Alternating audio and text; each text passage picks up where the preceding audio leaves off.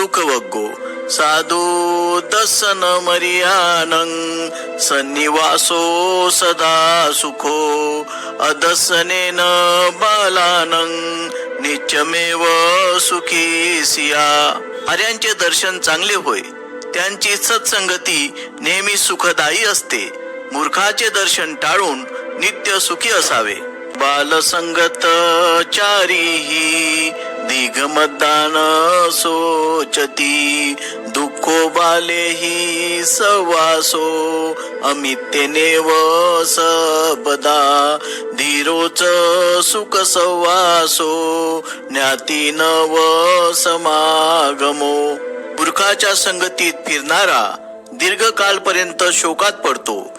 मूर्खांचा सहवास शत्रूच्या सहवासासारखा सर्वदा दुःखदायक होतो आणि धीर पुरुषाचा सहवास नातेवाईकांच्या समागमाप्रमाणे सुखदायी असतो. तस्माही धीरंच पन्यंच बहुसुतंच घोरहसिलं वतवंत मरियं तंतादिसं सपुरीसं सुमेधं भजेत नक्कत पथव चंदिमा.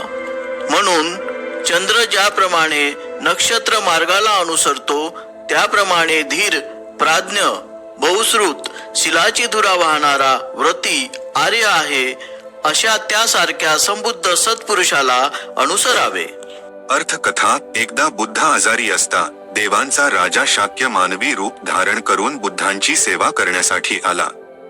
भिक्षूंना शाक्याच्या या अनुकरणीय स्वभावाचा अचंबा वाटला. त्यावर बुद्धांनी ही गाथा उच्चारली.